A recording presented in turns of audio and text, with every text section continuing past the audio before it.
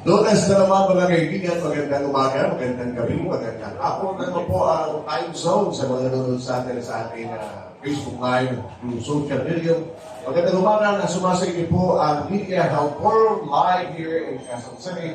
Ako po si Anthony Eusebio, of course, ang anak po ngayon sa ngayong umaga ay magiging maganda ang ating pagsasabi. Patutunayan po sa nagiging higit pang controversial, bagamat controversial na from the very start. Ito po ating pinagtutuunan ng pansin na usapin din po sa pagsusulong sa medical cannabis. At ngayong araw ay nagkaroon po tayo ng isang special na panauhin to our boss, Richard TOMAS, na magpapakilala sa kanya ngayon upang magbigay diin dito po naman sa ating pinaglalaman na binibigay ditaw, mahalagahan po ng bago tuklas na medisina na ito.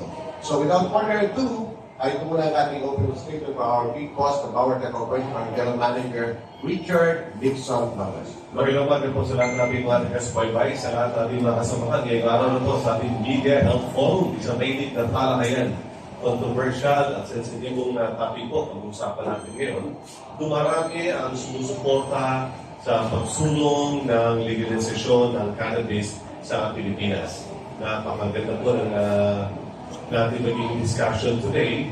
Kadugtong ng ating naging special episode ng Media Health Forum last week.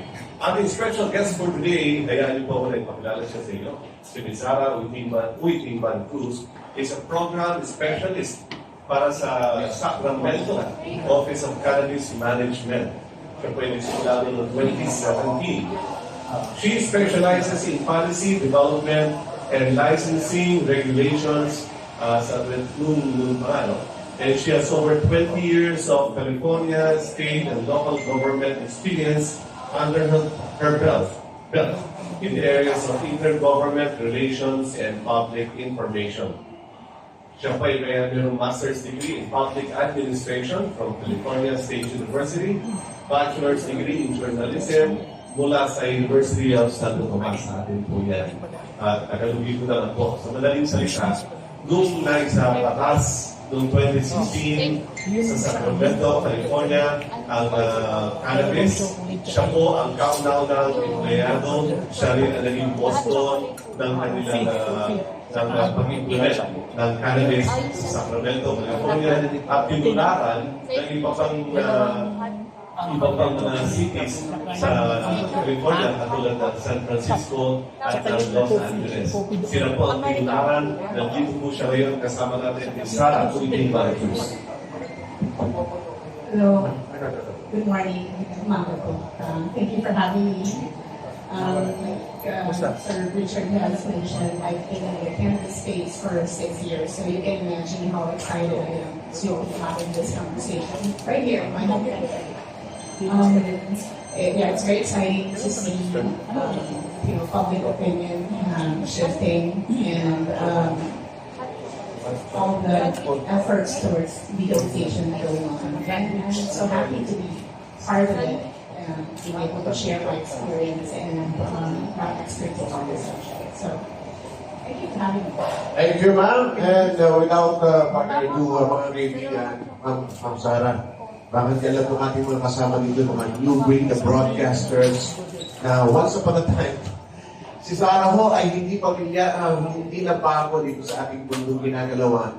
Being a former journalist, kaya ho'y kasama natin way back then, at nagkagulatan nga kami kanina, kung nagsalita ko siya mga media productions ng English, nagkagulatan kami kanina sapagkat yung pagsimula ko sa broadcast at sa journalism ay halos magkasabay ko natin. Gusto na? Mabuti. It's great to see old colleagues. After 30 years, I'm back. Alright. Bakit ka napunta doon sa, sabi nga, bagay na kinagulat ko na, doon sa California at na-focus ko pa dito sa, sabi na natin, industriya, so sa medical field, which is now propagating itong medical cannabis. So, transition to cannabis is, I didn't go from journalism to cannabis. It's a 20-year experience, actually. So, from journalism here, I worked in Manila Times and Daily Globe, and then I moved to the United States.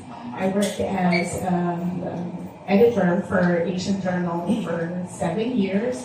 And then from there, I transitioned to the public sector. Worked for the city of Carson, worked my way up to eventually becoming PIO in the city of Carson.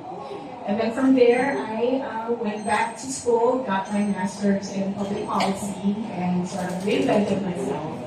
And worked for the state of California. And eventually, ayaw lang kakapas ng Prop 64, which legalized commercial cannabis in California. So I happened to be in Sacramento, or the capital of California is, and I found this job. No, this job found me.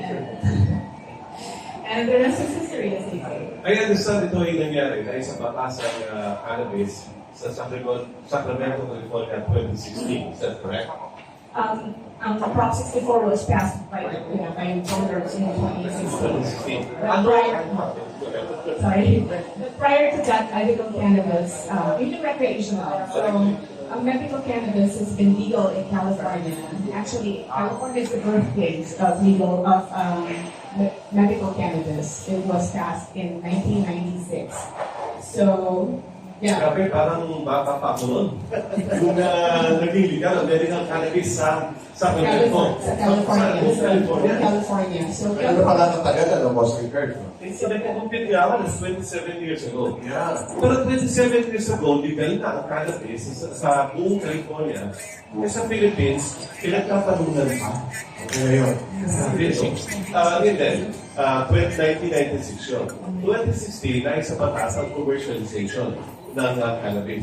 Can you tell us, anong circumstances, bakit na-open ang Sacramento sa commercialization ng cannabis?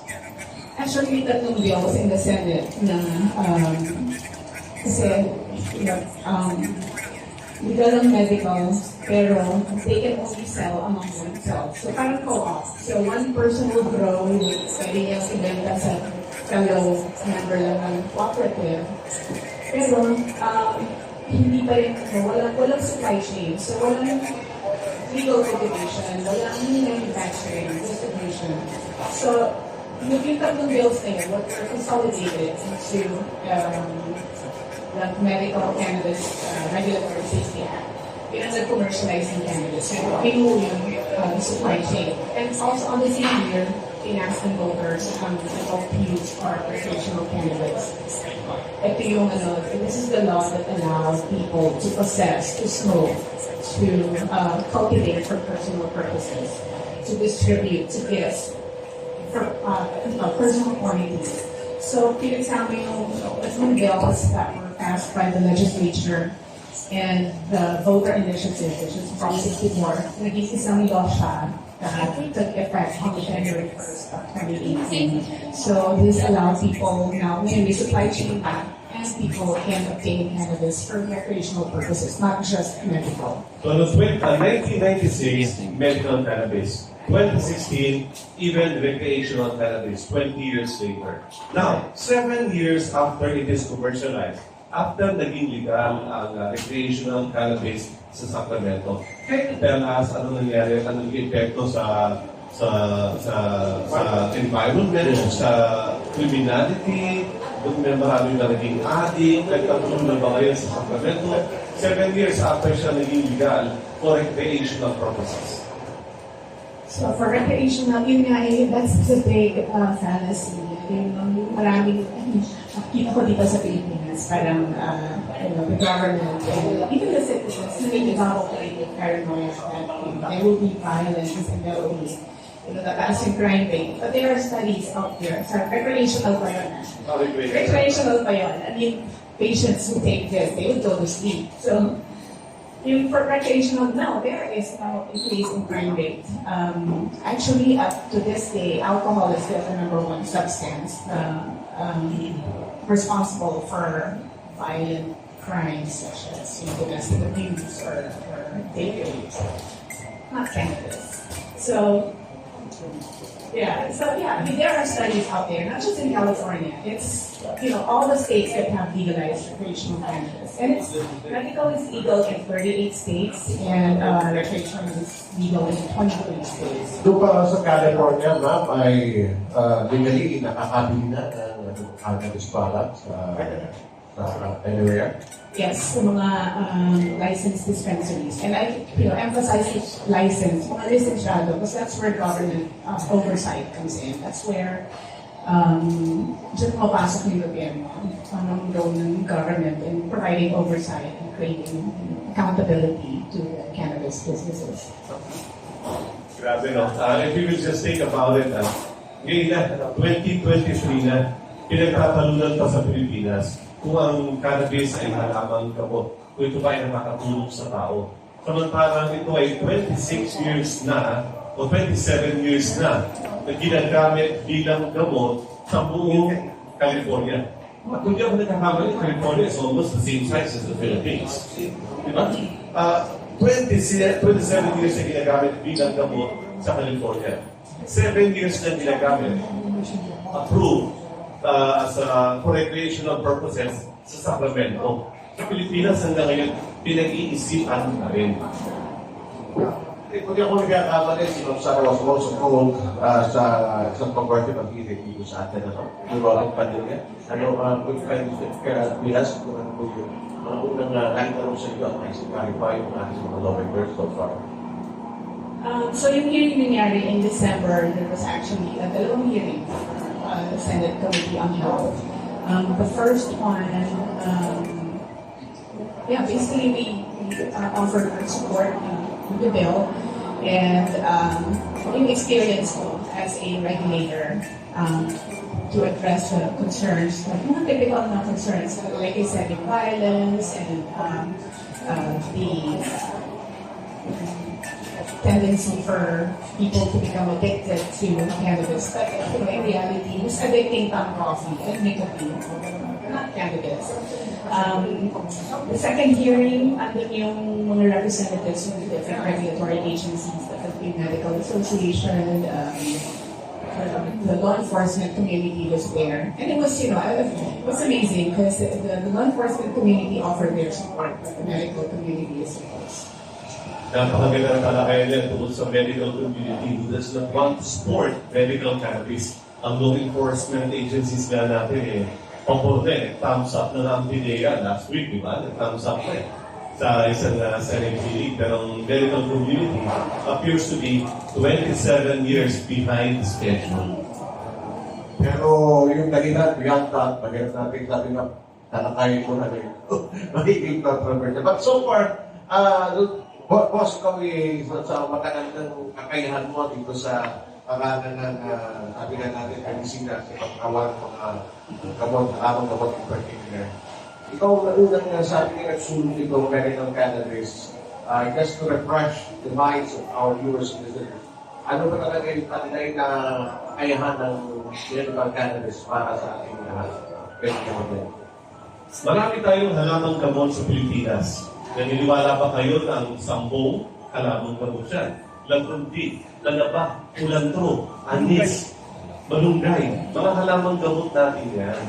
Hindi lang yan kinakain. If used properly, they can be converted into medicine.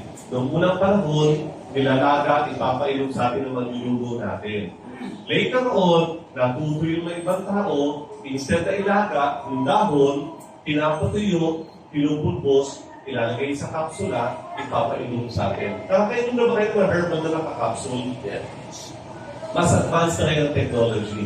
Mula sa halaman, pwede na ma-identify ano ang active component responsible para sa paggamutan nito. Responsible para sa paggaling nito. Dati, luyan nilaw, nilalaga, pinapainom. Kung ginawa ng iba, pinulbos, kinapsul, mas matapang yun, pinapainom. Ang ginawa ko, mula sa luyan dilaw, nag-extra pa ito ng active compound, curcumin. Dinagdagan ko ng piperine. Piperine, curcumin, ginawa kong gamot. Same thing with cannabis. Same thing with marijuana. Ito ay isang halamang gamot. Sa mga bundok, dati, kinukuha, nilalaga, iniinom. nagpunta ako sa Cordilleras, ganun pa rin ang ginagawa nila. Nilalaga, iniinom. Yung iba naman, ang ginawa nila, kinonvert nila into oil. Yes, ginagawa na nila yun. Pero, if we can extract the active compounds, yung tetrahydro, AC, CBD, CBG, CBN, those are the active compounds responsible sa ikakagaling o sa pagiging gamot ng marijuana. Yun ang i-extract natin, gagawin kong kapsula, may kakayanan ng PowerTech bilang isang research, development, manufacturing, at bilang isang pharmaceutical company. Kaya natin himay-himayin ang active compounds ng marijuana, gawin itong gamot.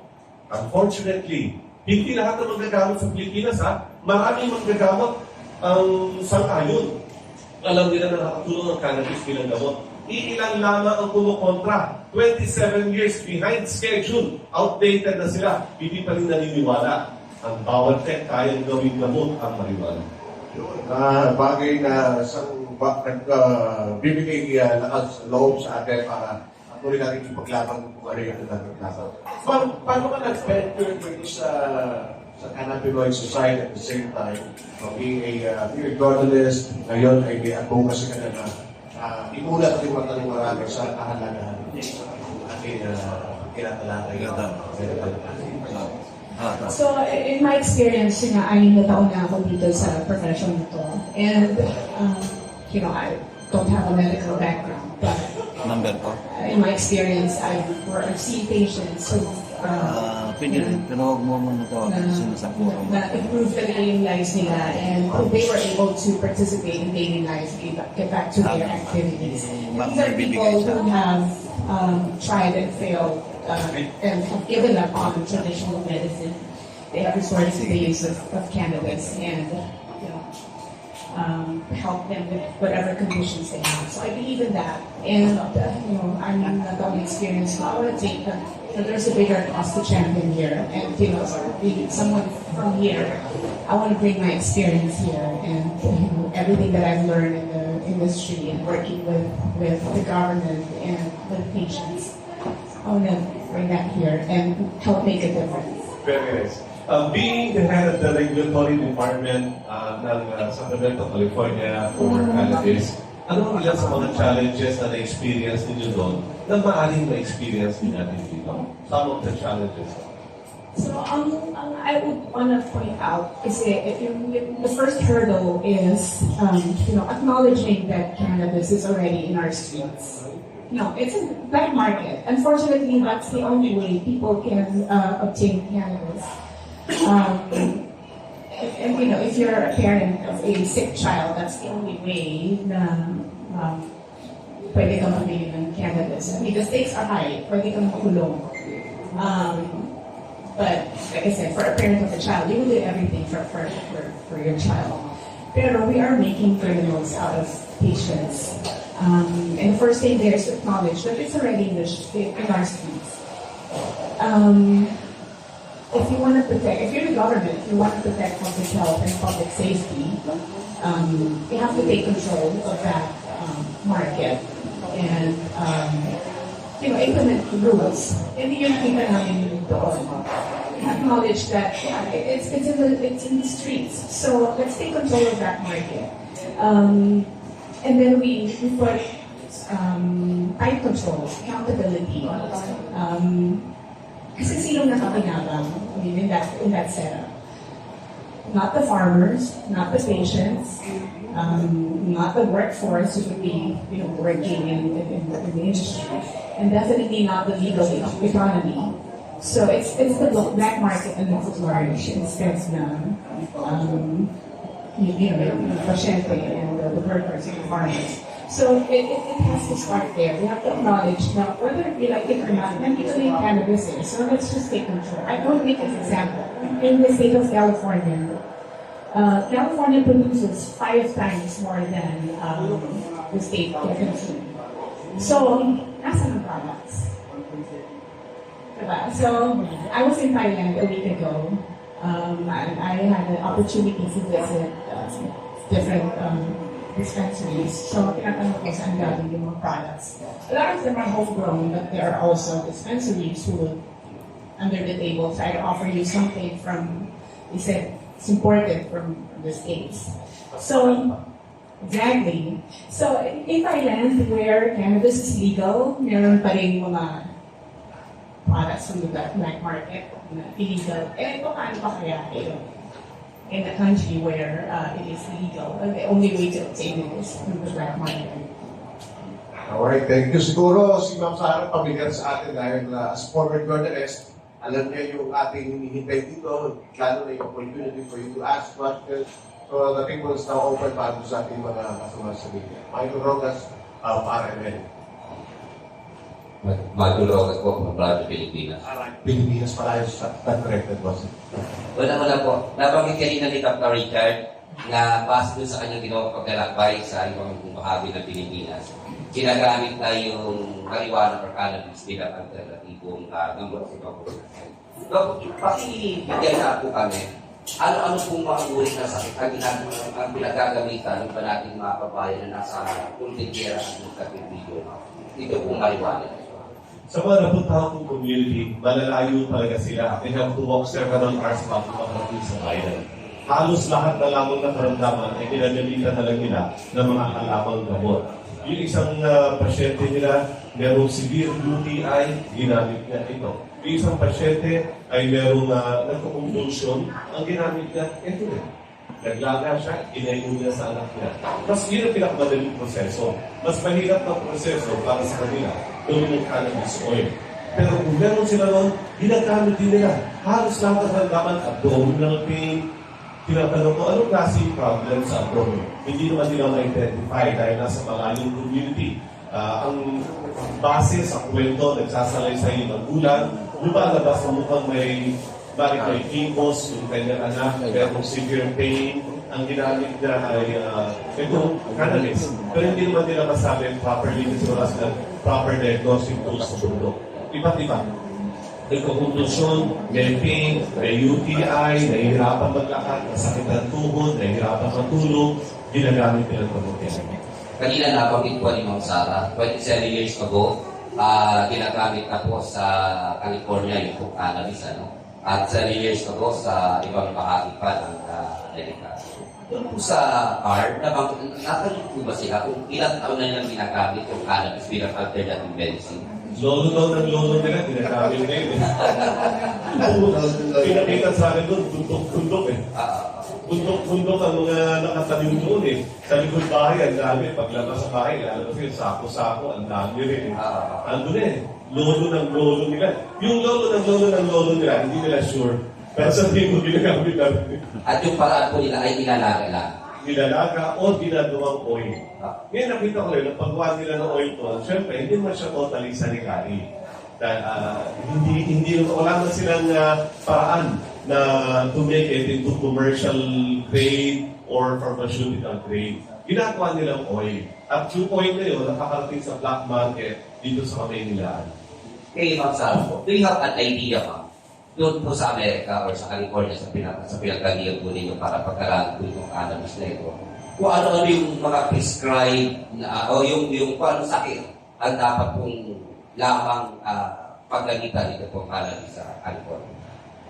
Actually, napaka-haba yung listahan, Everywhere from yung minor na, say, migraines, arthritis, insomnia, papunta sa epilepsy, mga neuro diseases, yung mga epilepsy na may seizures, MS, up until yung last stages of cancer where you're palliative care instead of morphine or at yung point na we just want our loved ones to feel comfortable in the last stages of their lives.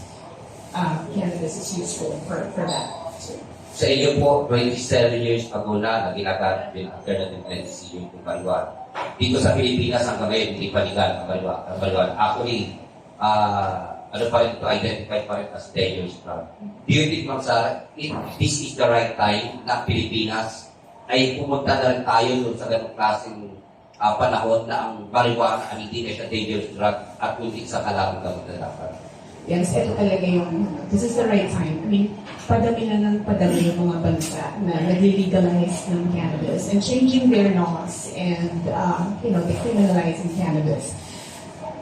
But there are studies out there. I mean, alisin na lang natin yung US, no? Kasi may complication din with being a Schedule 1 drug in the US. But let's look at Israel, Germany, the Netherlands, the Czech Republic. I mean, there are studies out there, so I don't understand why. You have Israel and Germany and the Netherlands. And yes, exactly. And then here we are in the Philippines, still saying hindi pa proven yung medical capabilities ng cannabis. So that part, I don't understand. Anatomy is the same, whether you're from Western culture or you're Filipino. So, isa lang yung endocannabinoid system natin. So I don't understand why it would be, recognized as a medicine in another country and not ours. So, yeah. So this is the right time. Kasi, we could create first of all, we could help patients with their conditions. And then, we could create a brand new industry. We're talking about jobs, we're talking about, a new source of revenue stream for the country to stimulate the economy. Thank you. Susunod po rin nabanggit kanina ni Zarah galing siya sa Thailand last week. No? July last year, approved na, decriminalized na ang marijuana sa Thailand. Bakit ngayon ay marami pa rin silang illegal, nag-i-import sila ngayon? Bakit? Nung na-decriminalize siya, nagkaroon ng license sa maraming plantation, ang maraming manufacturers. In terms of Philippine pesos, ang bentahan dyan ng per gramo sa Thailand, depende sa variety, depende sa concentration. Merong 800 pesos per gram, 600 pesos, then 500 pesos. Siyempre, tumataas ang supply, bumababa ngayon ang presyo ng bilihin. Di ba mas gusto natin mataas ang supply para bababa ang presyo ng bilihin? Marami naman doon sa kanila, illegal, ayaw nilang bumaba ang presyo. Nag-claim sila, meron silang imported strain o imported na material galing sa US. Ibebenta nila ng 1,000 ml per gram, ng 2,000. Anong disadvantage nun? Number 1, bawal sa batas nila ng Thailand ang mag-import. Number 2, walang certificate of analysis yung patagon tumarating doon. In fact, merong ilan kontrabando na galing sa hindi rin mga legit na supplier sa US nagpatakas ng palusot sa Thailand. Nahuli nila ang daming contamination na maaaring makakamatay. Kaya hindi dapat bibili sa black market. Dapat ito ay regulated. Kung bakit nalaman sa Pilipinas, kanina sabi ko yung halaman gamot. Dati di ba marami namang halaman gamot? Marami gumagawa ng kapsulang halaman gamot. Bakit ito niregulate ng Food and Drug Administration? Just to make sure na yung manufacturer at yung product na ginawa niya ay lisensyado, na ang kanilang mga produkto ay safe and effective. Kaya mula sa ordinaryong halamang gamot at ginawang kapsula, ngayon kailangan na ng certificate of product registration to make sure it is safe, it is effective, hindi makakasama sa consumer. Ganun din naman sa marijuana. It is already being used in the black market right now. Bakit hindi siya i-regulate to make sure safe ang pagkakagawa, effective din yan? Nakakalungkot na katotohanan na despite of those evidences, medyo tayo pa yata ang mahuhuli sa mga nangyayaring development here. Pero kita pa National First Land. Morning po, Ma'am Zarah. Napapag-usapan na din yung regulation. Dito sa Pilipinas, mapapatupad kaya o yung higpit talagang ma-regulate talaga dito sa Pilipinas? Alam naman natin, pagdating dito sa Pilipinas, may kaluwagan kumpara sa ibang bansa. Anong katiyakan na hindi maabuso ito? It has to start with good implementing rules. Kasi, syempre, there are some people who will take advantage of the legalization. So, dapat yung whatever bill that will legalize it, talaga, yung kasama ng implementing rules has to be very strict and very, and in my experience, we started from nothing. So, Every year, we do a cleanup bill. Hindi natin makaka-capture lahat in the first set of implementing rules. We have to make adjustments. Kasi nag-grow yung industry. The industry will evolve. We will experience nakikita tayong mga bagay na hindi natin makikita habang ginagawa pa lang natin yung regulations. So we have to be nimble and be able to adjust as needed. And yeah, it's doable. Lahat ng mga fears, ng mga prohibitionists and mga naysayers, those can all be addressed. Yung diversion, there are ways to do that and make sure that the products don't end up in the hands of minors. There are tighter controls that you can put into the system. It has to be comprehensive and open to adjustments as needed. Kasi dito sa Pilipinas, isang halimbawa lang ma'am, yung antibiotic kailangan may reseta. Pero sa ibang mga drugstore na maliliit dito, maluwag na nakakakuha ng antibiotic kahit walang reseta. Baka nakikita rin ng gobyerno na baka gano'n din ang mangyari. Then, yun nga. So, pag-implement pa lang, meron ng what penalties ang kasama or ano yung mga na-foresee na possible issues, those can be addressed.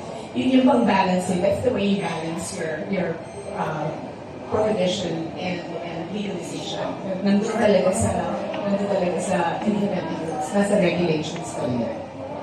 Bilang karagdagan dyan, ayon sa proposed House Bill na medical cannabis at proposed Senate Bill na medical cannabis, meron po silang mga restrictions. Number one, ang pagtatanim ng marijuana ay sa government property lamang.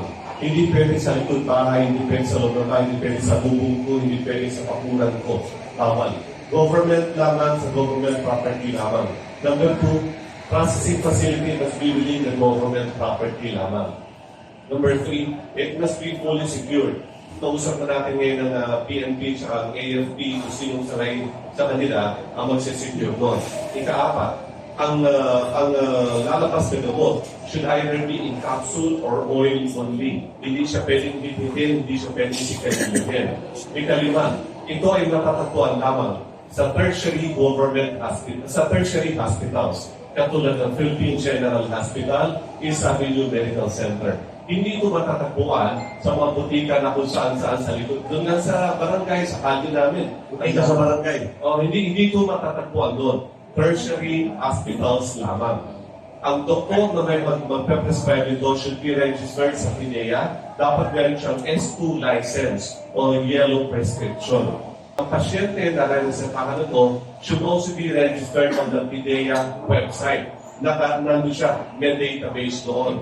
Ngayon, kung ang butika ay matatagpuan sa PGH, ang pasyente ay may reseta at siya ay nasa database. Bago bibili si Pedro, i-check muna doon sa database. Nakalagay doon, ay mga Pedro, 15 kapsula na po nabili nyo, 15 na lang available. Kasi the maximum is only 30 days. Yan ay may access ang PIDEA, may access ang controlling body, kasama na siya ng Medical Association at UH doon sa website na yun. Hopefully, with that restriction, makontrol ang pagkalat nito sa mga maling kamay. And if I could just make a comment on that bill, based in dun sa discussion na nangyari sa Senate last December. So there's actually meron na tayo na yung CSP, Compassionate Special Permit, na pwede kayong gumamit ng cannabis as a medicine kung makakakuha kayo ng permit from PIDEA. And but the complication there is you have to, dahil hindi available dito, you have to import the product. So, and ang caveat doon is the product has to be approved by the FDA, by the US FDA. And to further complicate it, in the US, cannabis is still under Schedule 1. It's considered still a dangerous substance. So by the mere fact that we are, married to the US FDA, isang gamot lang ang pwedeng i-import. It's only Epidiolex kasi yun lang approved ng US FDA. But there are other countries, there are other regulatory agencies that we can use. We can look to the UK or Israel or Germany or Canada para lumawak yung choices. Para hindi lang Epidiolex. Kasi otherwise, while it's really good that patients who are suffering from epilepsy, from a certain form of epilepsy, to benefit from a CSP, paano naman ang ibang patients? There are other conditions. There are other people with conditions who can also benefit from cannabis. So, that's a amendment that we should look into sa bill. Let's not get too hung up with the US FDA because it may complications with scheduling in the US. And you can use other countries as reference agencies, which would, expand the availability or the options that are available to patients. Alright, Jimmy, Sunshine Radio. Ay, magandang umaga po, Ma'am Sarah. Pero ang tanong ko kay GM Gomez, Sir, siguro ba nag-proud niya ito? Reaction ko lang po paano. Kasi nagka-1 month si Senator Robin Padilla sa Israel para pag-aralan itong cannabis medicine. So, nakita niya na ginagamit pa pala sa Israel at galing sa mga may sakit at nagbigay siya ng privilege speech ng Canada sa kapwa niya senador. Sa tingin niyo ko kaya yung pagsuporta niya dito, yung pagsasalita niya na mainam na gamot ang cannabis medicine. Malaking bagay daw yun sa isinusulong nyo at makakakuha ko ng simpatiya sa mga sambayang Pilipino sa Pilipinas at yung mga government official natin na sarado ang utak. Napakalaking bagay ng pagsuporta ni Senator Robin Padilla. Meron na rin ang ganyang pagkain ng Senate bill para sa legalisasyon ng medical cannabis. Yes, Israel is one of the most advanced countries natin in terms of agriculture, in terms of military, in terms of science, in terms of health. Meron naman itikwentong trivia sa inyo. Baka magulat kayo ha. Sa Pilipinas, ang proposed bill, cannabis should be in form of capsule and oil. Trivia sa Israel, 95% ng consumption nila, ito medical. 95% ng reseta nila ay hindi naka-capsule, hindi naka-oil. In the form of sinisigarilyo pa rin nila.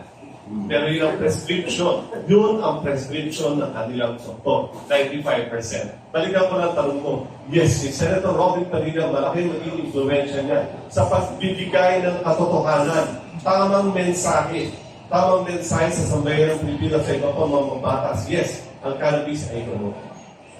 Kaya, Ma'am Sarah, kasi naman ito kanina yung PDEA. Kaya ako po ay presidente ng PDEA Press Corps. So nakakausap ko po itong mga tataas na opisyal. Katunayan, ang PDEA may counterpart sila from USA, USDA, US Dangerous Drugs. So nasabi nito ay pwede makuha na permit kung individual kung kinakailangan. Pero sa akin pong mga pagtatanong sa mga opisyal, hindi na po babagay. Talagang sarado po ang utak nila. Wala akong paraan para makumbins nyo yung mga USDA na ipaliwanag dito sa mga taga-PDEA o Dangerous Drug Board na sa California ay allowed na gamitin ang cannabis medicine o marijuana. Bakit sa Pilipinas ay pinagbabawal pa rin at nandun pa rin siya sa Dangerous Drugs sa Republic Act 9165. Kaya napakahirap ko i-regulate ko dahil talagang nilalaban nila eh. Siguro sa itong magiging kanino, baka pwedeng makatulong din. I wish meron akong ganun powers. But it's true. I mean, again, ang complicated kasi yung tie-up or yung link with the US FDA. Dahil in the US, even though it's legal in 38 states, yung medical, and in 23 states, yung recreational, the truth of the matter is that it's still a Schedule I drug under US FDA. under the scheduling. So every year, that's also a battle that we constantly have to deal with, to deschedule it and to decriminalize it. But even though it's not, even though it's Schedule 1, it didn't stop the states from legalizing it. Kasi may kanya-kanyang independence yung sovereignty in the states. So, ang suggestion is to look at other countries, not to get too hung up on the United States because of the situation in Schedule 1. We have a ton of other countries that we can use as reference. And yeah, to add to your point that cannabis is it's an accepted fact since 1996 in the US. Wala nang discussion as far as about pa talaga to. It's safe. It's a matter of record. No one has ever died from cannabis overdose. Sige lang doon pasensya lang, with all due respect sa'yo. Tsaka sa lahat ng ating mga kasamahan, mga mambabatas, pinagpamalaki ang CSP. Compassionate Special Permit. Para sa akin, it's a waste of time. Let us go direct to the point. Isang batas siya. Isang batas. Hindi na kailangan isang tao bibigyan ng permit. Isang tao bibigyan ng permit. Kakatapos lang natin ng pandemic. Milyong tao namatay dahil sa COVID-19. Totoo yan. Sa Pilipinas, ang dami namatay dahil sa COVID-19. May isang gamot. Whether you believe it or not, may isang gamot na sumikat. Sinabi nila, ivermectin, nakakagamot. Ayaw maniwala na marami magagamot. Kaya binigyan ng CSP, Compassionate Special Permit, na isang tao pwede gumamit, dalawang tao pwede gumamit. No! I did not pursue that course. Kumuha ko ng Certificate of Product Registration sa FDA. Pina-approve ko ang ivermectin. Kaya milyong Pilipino gumamit ng ivermectin. Ako ang nagpa-CPR, ako ang nag-manufacture. Hindi ako dumaan sa CSP. Together with cannabis, hindi ako dadaan sa CSP na isang tao lang pwede, dalawang tao. No. Isang milyong Pilipino ang papagamitin natin ito bilang gamot. Now you know. Check. Now you know. Ako gumawa nun. Last one, please. Isang dating House Speaker ang nagsusulong, aktibo nagsusulong ngayon, nagawin pong legal ang paggamit po ng Ako na si GMA. which is si Congressman Paggamit Alvarez na naging bisita mo last week doon po sa Power Tech Corporation. Ngayon, isang dating Pangulo, dating House Speaker at then a senior Deputy House Speaker ang nagsusulong din nagawin legal na po ang paggamit ng gamot ito. Sa tingin po ninyo mabigat na ito, sapat na ito para sa may sumama na rin ang ilang mga mababatas natin. Suportahan ito pong panukalang ito. Napakabigat ng suporta ni Congressman Paggamit Alvarez at lalo na ni dating Pangulong GMA sa kanilang mga proposed bill para sa legalisasyon ng cannabis. Malaking bagay yan. Hindi pa sapat. Kailangan pa natin ang suporta ng sambayan ng Pilipino na humihingi ng tulong sa inyo. Ipaalam natin na hindi tayo nagsusulong na maging mga drug addict ang mga Pilipino. Hindi tayo nagsusulong ng bisyo. Nagsusulong tayo ng gamot sa maraming karamdaman. May side effect po ito. Side effect po nito, bilyong buwis makukuha ng sambayan ng Pilipinas.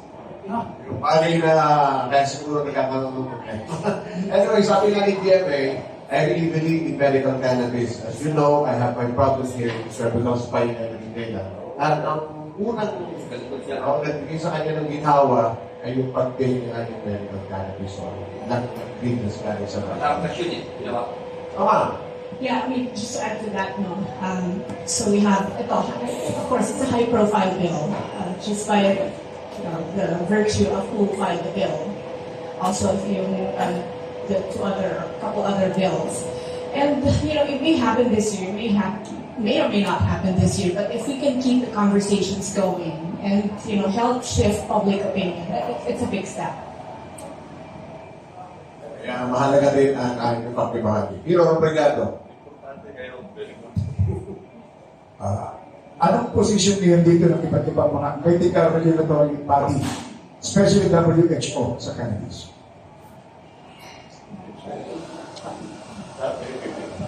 Ang WHO director is using cannabis.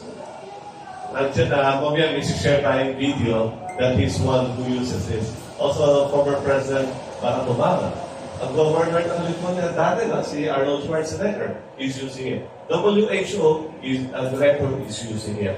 And in fact, many Philippine government officials are using it. Their family are using it. Ginagawa natin silang kriminal by making this illegal. Dapat sa PBM gumagamit. Dito sa atin, pag sinabi mong gumagamit ka, huli ka. Yun ang malungkot reality.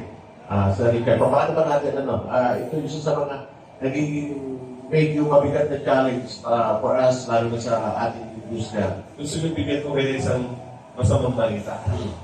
Good news! Good news muna. Good news muna. Ngayong araw na to, mayroong conference ng Philippine Medical Association. Okay. Good news. At today, pag meeting sila, ano ang magiging stand nila sa medical cannabis? Today. Gusto nyo ng bad news? Lahat ng mga doctors na pro-cannabis are not invited. Today, ongoing ang kanilang setup. Ang ginagawa yan, sir. Ang ginagawa. Andyan, ipopost Baka fair naman, di ba? yung lahat ng doktor na pro-cannabis are not invited. They cannot even join via Zoom. They cannot register. Only those who are anti-cannabis are invited in their referendum. Bakit daw mas maganda yan kasi tatawag ng pansin niya? Sabi niya, yung isa sa sabi ni Dela Pagbigat. Ma'am Sarah, hindi ka invited doon. Anyway, sa mga, may mga na-interview ka rin, one of the, sabi nga naman, nakalimas na mga panahon, yung na-interview ba, mga kaibigan ka sa PAO, na makakapag-attest ng naging karanasan nila sa pagkakit ng medical cannabis. Yeah, I mean, hindi lang mga kaibigan, kundi lahat ng mga entire Sacramento community. In the US, ngayon, there are 4 million patients who use cannabis for, 4 million for, to treat their conditions or just as a, wellness supplement. And dahil nga legal na in 38 states, some of them don't even require medical recommendation. You can just walk into a dispensary and buy it. Some people, kahit na legal, even for medical purposes, they can walk in as a recreational patient. Kasi mas mataas ang dosage ng medical. If you only want, gusto mo lang makatulog or you want to relax, you can walk in as a recreational customer. You don't need a medical recommendation. And to answer your question, sorry, I digress. But yeah, it's 30 dispensaries in Sacramento actually, and noong panahon ng pandemic when people are naka-shut down lahat ng mga different businesses, ang cannabis industry carried the city on its back. Ang source of taxes, one of the sources of taxes na buhay pa ng pandemic. If tourism industry is down, parking, mga usual stores that bring in revenue, they're closed kasi pandemic. But the cannabis industry provided that revenue to the city. Thank you, ma'am. Boss Richard, may mga nagtatanong higil dito sa cannabis regarding dun sa varieties. Dito bang varieties ng cannabis ay iba-iba o isa lamang ang pwedeng, sabi na natin, makuhang medicinal aspect from cannabis or may iba-iba silang variety? Napakaraming uri ng cannabis. Isipin mo na lang tayo, may Filipino, may Hapon, may Inche, may Africano, ang mga aso, iba't ibang lahi, ang mangga, iba't ibang lahi din, may pico, may kalamang, may mango, may apple, and so on. Ang cannabis, iba't ibang uri din. Minsan ipakita ko din sa inyo ang varieties ng cannabis. Magugulat kayo. Ang alam natin yung 5 fingers na payat, mahaba. Magugulat kayo, may bulaklak na kulay puti, may bulaklak na kulay yellow, may bulaklak na kulay pink, may kulay black, may kulay green, may kulay itim. Hindi lang siya sa physical features, kundi sa chemical features din nila. Meron mga halaman na ibingrade para mataas ang kanilang THC. May halaman na ibingrade na walang THC, mataas ang CBD component nila. Bakit nila binibreed ang halaman? para sa iba't ibang, hindi sa luksa, kundi doon sa kanilang phytochemical components. Dahil maraming manufacturers ang walang kakayanan na mag-extract ng active component at gawin itong gamot. Ang ginagawa lang nila is full spectrum. Kung ano nasa halaman, gagawin gamot. Gusto ko mababa ang CBD. Gagawa sila sa panghalaman, mababa ang CBD. Ang PowerTech ay may kakayanan na kahit anong variety yan, i-extract natin ang specific compounds. Ano po ba yung kadalasan contest na side effects itong medical cannabis na now? Being a scientist, ikaw yung nasa laboratorio, paano ba yung kino-contest nila na sample? Dalawang bagay ang kanilang kino-contest and damages related. Number one, addiction. Addiction. Meron isang pagsusuri, maraming pagsusuri ginawa sa US, sa Israel, sa Netherlands, sa France, sa Germany, sa Australia, at iba pa, tungkol sa addiction. Ikinumpara ang addiction level ng alcohol, sigarilyo, sugary drinks, at ng cannabis. In layman's term, paliwanag ko lang. Maraming tao gumagamit ng alak, maraming narinig garilyo, maraming gumagamit ng mga soft drinks, at saka ng cannabis. Sa kanilang experiment, yung mga volunteers na to, they were told to stop. Stop drinking alcohol, stop smoking, stop drinking sugary drinks, stop taking cannabis. Sinong pinaka-nahirapan? Yung naliligarilyo. Sino ang sumunod na pinaka-nahirapan? Yung nag-alcohol. Sino ang sumunod na nahihirapan? Yung umiinom na soft drinks, hindi na lang matanggal. Sino ang pinakamadaling nagtanggal ng bisyo? Yung nagka-cannabis. That means the level of addiction to cannabis is very low as compared to these other substances that is traditionally accepted in our society. That's number one, kung bakit tayo nila. Number two, natatapos sila na baka makamatay ang cannabis. Baka itong ma-overdose, masubrahan mamatay. Base sa pag-aaral, alam niyo ba, na ang level, ang lethal dose, lethal, is yung nakakamatay na dose ng cannabis, is 1,000 times than the prescribed dose. Halimbawa, ikaw ay merong sleep disorder. Niresetahan ka na inom na isang kapsula tuwing gabi. Para mamatay ka doon, you should take 1,000 capsules. That is a very expensive way to kill yourself. Saka, sino ba tayo uminom dito ng 1,000 capsules? Mabundat-bundat ka na. In other words, the probability of dying from a little dose of cannabis is highly unlikely. Kamil, Good morning. Because of the delay sa criminalization ng cannabis, there are issues related to this. And one is yung balak ni Doc na formulation may be subjected to international patent. Ito ba ay, do you consider that this will be a problem later on kung masyado tayong napapag-iwanan? Kawawa ang bayan Pilipinas. I'm in the pharma industry. I manufacture drugs. I manufacture supplements. Alam ko na kapag ginawa sa Pilipinas, ano ang presyo. Alam ko kapag ginawa sa ibang bansa, ano ang presyo. Grabe.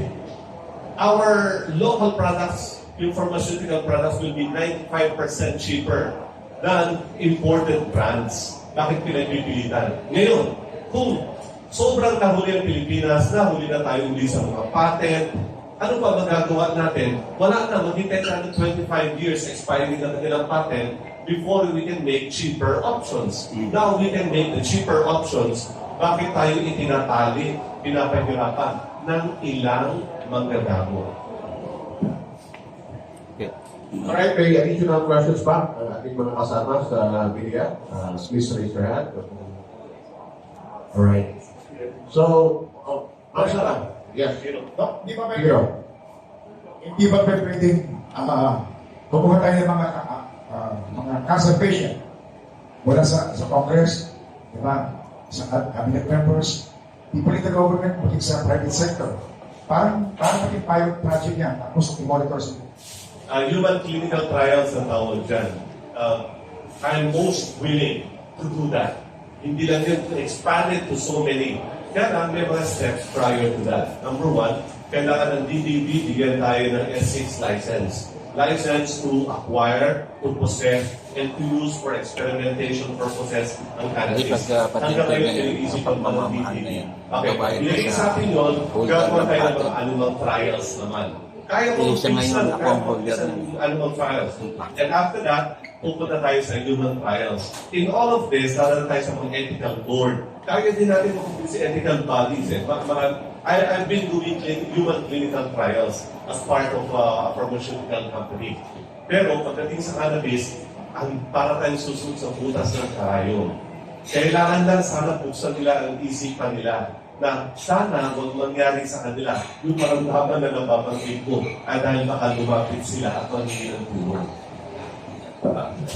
Alright, Michael. Okay. Napapakita naman po yung gamot, ano. Ma'am Zarah, ano natin na napakamahal ng presyo ng gamot ngayon? Gamot sa UTI, epilepsy, and even cancer, etc. Napakamahal. Magkano sa California yung gamot na nanggaling sa cannabis per capsule? At kung sakali man, dito sa Pilipinas, sa Richard, napag-aralan nyo na po ba magkano ang magiging bentahan ng per capsula ng marijuana kung sakaling payagan na ito na maging alternative ba? Walahin po natin sa California.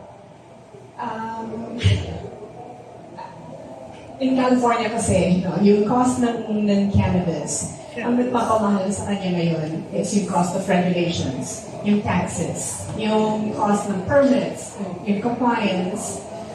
Actually, we're going through a shakeout right now. Yung mga matitibay, malalaking companies na they're buying out the smaller companies. Kasi ito na yun, after 5 years, alam mo na kung sino yung sustainable, kasi yung tatagal sa industry. But the truth is, the drug itself is not expensive, but the cost of regulations, yung nagpapamahal. May enforcement involved dyan. May dalawang license ang kailangan mo. You need a license from the local jurisdiction and a license from the state. So each one has their own requirements. And then may taxes on city, may taxes in county, may taxes on the state. So overall, parang when you walk out from the store, you're paying anywhere from 35 to 50% tax. Napupunta sa gobyerno. Napupunta sa gobyerno. So, But, yun na nga, we're going through a shakeout right now. Marami pang nagbabago. Just this year, in 2023, tinanggal ang taxes on cultivation. Kasi before, parang you pay additional $2 something per flower on dry weight. So, tinanggal lahat yun. Or sinuspend para to give farmers a break para hindi mo na kukolektahin yung taxes until 2026. So may 3 years sila para hindi mo na bayad the taxes. And like I said earlier, ito kasi ang motto namin in the industry, in the regulatory environment, we're flying the plane we're building the plane as we're flying it. So, we do all kinds of tweaks. May nakikita kami na kailangan gawin, whether it's a drawing board.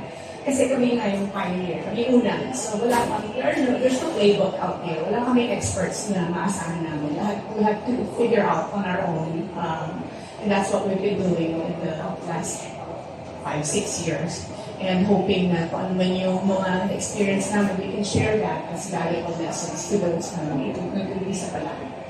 dito po sa Pilipinas, sa Richard, raw materials to capsule, sa tingin ninyo magkano at kakayanin po ba ito ng isang kompinaryo?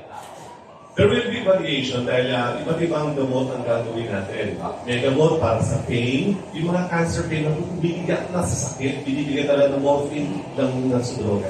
May mga gamot na ibibigay natin sa anxiety, depression, umiyak sila sa pain. Hindi ka naman dineba sila umiyak, umiyak, may depression sila. Meron naman yung may epilepsy, ang umiyak ng mga magulang. Naalala si Dr. Donald Anggunana, ano sabi? Binigyan siya ng compassionate special permit. But she needs to spend approximately 1.6 or 1.7 million pesos para mabili yung gamot ngayon. 1.7 million. Sabi, kahit kaya nilang gawin yun, pakain natin nilang kabuhayan. Ipepenta nila kung ano para lang matustusan yun. I cannot say exactly how much it will cost in the Philippines. What I can say is, it will be 95% cheaper. Offhand, ngayon, bilis naman ako sa mathematics, hindi nalang pa siya ng 100 pesos per capsule. Yung 1.6, 1.7 million na treatment over a period of time na sinasabi ni Dr. Donald Anggunana na hanggang ngayon, hindi rin niya nabili para sa kanyang anak. I've been planting herbs, I've been harvesting, I've been making them into medicine, and I would say, hindi yan lalayo, 100 pesos per capsule. Sir, hirapan ako tumayo sa basketball. Masakit ako sa basketball natin, sir. Ako magsalita. Kaya nga, sir, ano ko lang, ilang percent sakali ba? Aprobahan. Cannabis sa Pilipinas. Sa Pilipinas, ilang tatagal yan. Ay mula dun sa pagsasaka sa magtatanim, hanggang sa araw kami, hanggang sa magiging gamot, nalatag sa mga gun store, ilang percent po ang mapapakinabangan ng gobyerno natin dyan. Napakalami ang mga pupunta sa gobyerno. Dahil kung gobyerno, ha? Kaya muna po natin sa pagtatanim muna. Okay, sasakalim. Ang magtatanim dito, mga magsasaka. Hindi tayo. Meron silang sweldo. Ang mag-harvest, local din yan. Local government po. Hindi. Gano'n lang. Yung lupa tayo ng labor doon. Ito ang magsasaka, sila magtatanim, sila mag-harvest, and then ipapasa naman ito sa manufacturing side. Kailangan natin ma-export doon, mga pharmacists, and so on. Lahat yun are locally employed. Hindi mo pwede halimbawa sa Regulasyon ngayon, tapos ang tuwa mo, taga-Kabalutuan, taga Quezon City. Kailangan, taga-Dubiwis doon, ba? So, lahat ng labor doon magagaling, makikinabang sila. Meron din secondary na makikinabang dyan. Magkakaroon na ng mga restaurant doon, magkakaroon na ng mga boarding house, magkakaroon na rin tayo ng mga supplier, security agency, or probably janitorial services, at magkakaroon na rin tayo ng mga supplier sa ating mga container and so on. Marami, correct, magkakaroon ng mga secondary businesses bukod pa doon sa mga employees na employment naman si generate. Magkakaroon ng buwis ang local government. Magkakaroon ng buwis ang national government. 12% ka agad yan. Bukod pa sa corporate tax, bukod pa sa kung ano pa klaseng taxes. Ako yung estimate ko dyan, ang mapupuntang buwis dyan, based on gross, nasa mga 20% yan. We're talking about billions here. Billions mapupunta, LGU, national government, bukod pa sa kinita ng mga tao. Yung sabihin doon, kaya excited ka luloy yung pagkakalit ng mga tabaho sa Ilocos Norte. Kung ang magsasarap, mas aabot na yung mga cannabis na riwanap. Ang dami ng magsasaka natin na huminto na sa pagsaka. Pag nagtatanim sila, pabuti ng bagyo, patay lahat. Paun pa sila sa utang sa kanilang puhunan. Ito, papaswelduhan sila, garantisado. Pero government guarantees pag-ayan ay napagpibay. Well, napakarami natin katalakay at nabigay din dito sa controversial na usapin pa na pinakalakin dito sa medical media health forum. So with that, boss, siguro closing us this time sa ating invited guest, Zarah. Yeah, so katulad ng sabi ko earlier, we need to keep this issue alive, keep the conversation going. And I call on you, my colleagues, former colleagues. We hold the key to keep this conversation alive. And the message here is the more we prohibit it, the more we push it down deeper into the black market. So instead na government or ang pasyente mga nakikinanam, it's the underground economy. It's not what we want. So, yeah. It's open our mind, ano? So madalating na pagkakataon, magiging guest only na yung posmaker at wala na sa mga nagdumilagan. Invited ka sa ating foundation at sa ating research and development facility. I was speaking out. May makisulat ka rin at the same time, may mga address ka sa pagbabalik ko sa California. May isang kahinaan ng underground na cannabis. Galing na ako doon, kita ko kung paano nila pinong proseso. No offense ha, lahat tayo mga lalaki naman dito, pero minsan madudumi yung mga kamay natin. Lalo na yung mga magsasaka, di ba? May mga puting-puting pa yan. Ma-harvestin nila, lalapasin, pakuluin, iinumin. That may not be sanitary. Paano sila ginagawang oil? Ganun din, mas mahabang proseso lang. Pero habang habang nila yung mga halaman, meron sila nakukuhang yung pinakita ni Dr. Mucha, dumidikit sa halaman, pinakayod nila yun, inilalagay sa bote at matinding gamot yun. Ano ang mga THC mismo. Totally unsanitary. Yes, gamot, nakakagamot. Pero unsanitary. Gusto ko nang turuan kung ano gumawa ng gamot eh. Hindi ganyan. Ganito gagawin. Kaya illegal. Bawal. If this can be legalized, this can be regulated, this will become safe for public use. This will be guaranteed to be effective. Yun ang hinihingi natin sa ating mga mabatas. Bakit hinahayaan maging illegal, unregulated, when we can legalize this and regulate it? Right, so with that, maraming salamat sa ating invited guest. Inyong pagbabalik ulit, galing California. Sana talabi na kami ulit, ma'am. At least, natutubag siya ng kanyang mga alalahanin ko bakit kung siya enjoy ng ispak na kasama natin. And Boss Richard, maraming salamat. And until next Sunday, ito po mga kaibigan, ito po ang regular na napapakinggan ng Media Health Forum. Sa kala po naman nila kayo, Ronnie Gonzalo, o si Erwin Sergio. Maraming salamat. Magandang naman. Salamat sa inyo lahat. Salamat. Lalo na yung pagtakbo ng isang araw, mga